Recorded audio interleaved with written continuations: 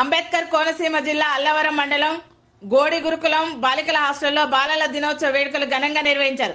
ఈ సందర్భంగా 10వ తరగతి ఇంటర్మీడియట్ సైన్స్ ఫేర్లో ఉత్తీర్ణత చెందిన విద్యార్థులకు గురుకుల బాలల హాస్టల్ మాజీ విద్యా కమిటీ చైర్మన్ కోట హనుమంతరావు విద్యార్థులకు బహుమతులు అందజేశారు. అనంతరం ఉపాధ్యాయులకు ఘనంగా సన్మానించారు.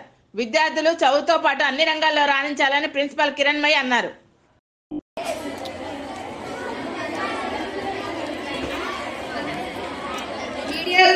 మీడియా సోదరులు దయచేసి వచ్చి వేదికను అలంకరించవలసిందిగా కోరుచున్నాను.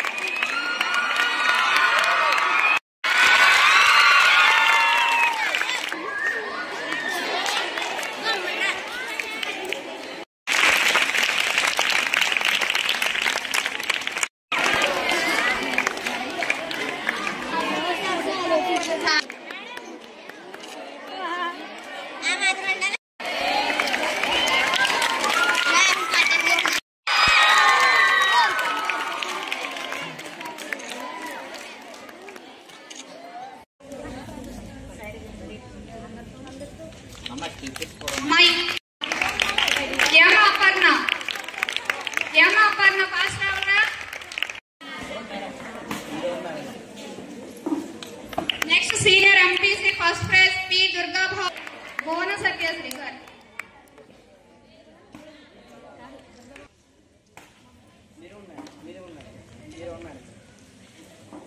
స్టేజ్ కావాలండి. M Dhanalakshmi.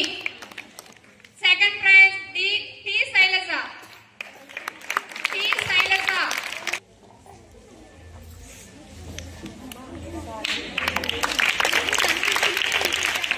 Second prize CHP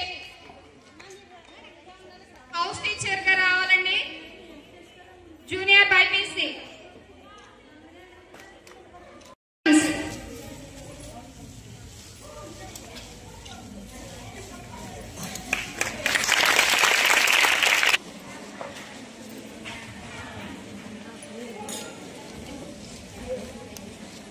tenth B first prize J Lirisha. E Pravallika pass. మన చీఫ్ గెస్ట్ అయినటువంటి కె హనుమంతరావు గారిని విద్యార్థులను ఉద్దేశించి మాట్లాడవలసిందిగా.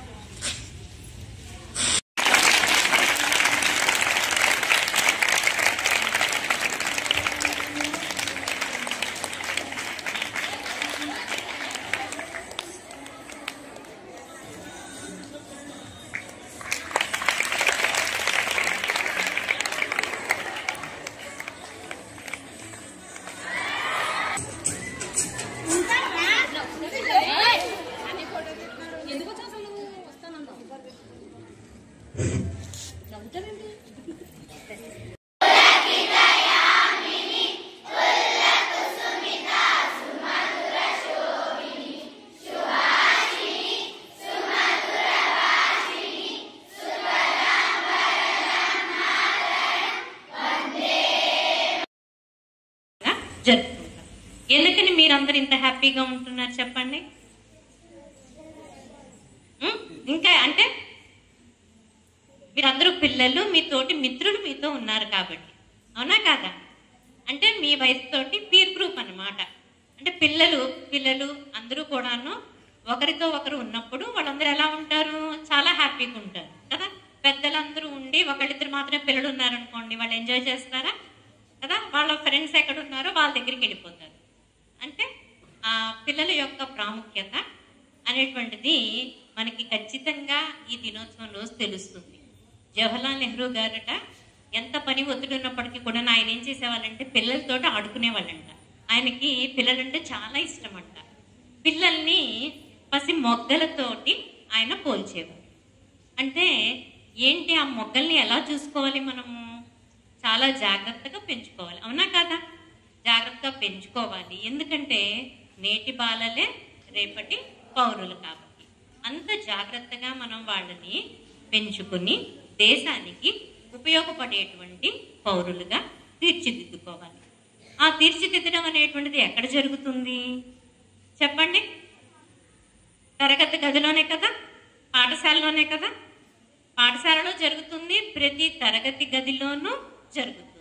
తరగతి గది అంటే అది తరగతి గది కాదు, తరగని గని అనేటువంటి విషయాన్ని ప్రతి విద్యార్థి కూడాను గుర్తుపెట్టుకున్నప్పుడు మాత్రమే ఆ గదిలో ఏం జరుగుతుంది అనేటువంటిది మనం ఎలాగ తెలియజేస్తాం సమాజానికి.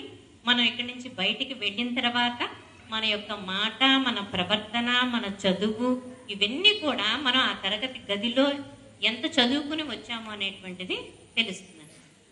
కాన్సన్ట్రేట్ చేయకుండా ఏది ఉందో ఆ ఉన్నదాని విలువ తెలుసుకొని చక్కగా పూర్తిగా దాన్ని ఉపయోగించుకోవాలి.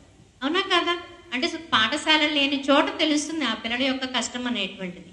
అంటే ఎక్కడో దూరంగా పాఠశాల ఉందనుకోండి, అక్కడి నుంచి వాళ్ళ ఇంటి దగ్గర నుంచి పాఠశాలకి రోజు వెళ్ళి రావడం అంటే చాలా కష్టం కదా. అంటే వాళ్ళ దగ్గరలో పాఠశాల ఉంటే బాగుండు అని ఎంత అనుకుంటారు. అవునా కదా? మరి అటువంటిది మనకి రెసిడెన్షియల్ ప్యాటర్న్లో ఎడ్యుకేషన్ జరుగుతుంది, ఎక్కడెక్కడి నుంచో వస్తున్నారు. అంత ఇబ్బంది లేకుండా చక్కగా మనం ఇక్కడ కూర్చొని చదువుకునేటువంటి అవకాశాన్ని మనకి కల్పించారు కాబట్టి చక్కగా చదువుకొని మనం దేశానికి మంచి పౌరులు అవ్వాలి అని చెప్పి అందరినీ కూడాను ఆశీర్వదిస్తున్నాను. Thank you. ఎందుకు టీచర్ని ప్రేమించాలంటే, ఎందుకు ఇష్టపడాలంటే, ఆ ముగ్గురు మాటలు ఎందుకు వినాలంటే విద్యార్థులు తెలుసా మీకు? వాళ్ళ గురించి కూడా చెప్తాను ఎందుకు వినాలో. మన గుడికి వెళ్తాం, గుడిలో దేవుడు ఉంటాడు, బయట కొబ్బరికాయ కొడతాక రాడు ఉంటుంది. కానీ ఆ రాడు చిలిపి చెక్కి చెక్కి చెక్కి దేవుడై లోపల ఉన్నాడు. ఎన్నో దెబ్బలు తిని, మీ రాడు దెబ్బ తినలేదు కాబట్టి ఇక్కడ ఉంది, ఎన్నో దెబ్బలు తింటుంది. మరి మీ శిల్పి ఎవరు? టీచర్లు. టీచర్ మాట వినాలవుతా, ఇంటే ఏమవుతారు? దేవుళ్ళు అవుతారు. వినకపోతే గుడి బయట రాడు అవుతారు. రాడు అవుతారా, దేవుడు అవుతారా? మీరు వెరీ గుడ్, మీరు అందరూ అవుతారు. మరి బయట కూడా నేను ఏదో మాట్లాడాలనుకున్నా వర్షం వచ్చేలా ఉంది. మరి అందరూ కూడా టీచర్ మాట వినాలి, తల్లిదండ్రుల మాట వినాలి. వీళ్ళిద్దరు కూడా మీకు అనిపిస్తుంది, ఎప్పుడు తల్లిదండ్రులు విలాన్లా కనిపిస్తారు మీకు.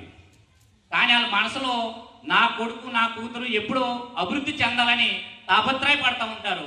మరి గురుకుల పాఠశాలలో మన కిరణమయ్య గారు వచ్చిన కాడి నుంచి కూడా డెవలప్మెంట్ రకరకాల స్పోర్ట్స్లో కానీ విద్యార్థుల స్టడీలో కానీ మరి అన్ని విధాలుగా పర్యవేక్షణ చేస్తూ ముందుకు సాగుతుంది. ఇంకా ముందుకు వెళ్ళాలి. అలాగే నేను కూడా ఒక చిన్న వెల్ఫేర్ పెడదాం అనుకున్న త్వరలో ప్రారంభిస్తాను. ఫస్ట్ కూడా నేను ఈ హాస్టల్కి సహకారం చేస్తానని మనం చేసుకున్నాను. జై భీమ్.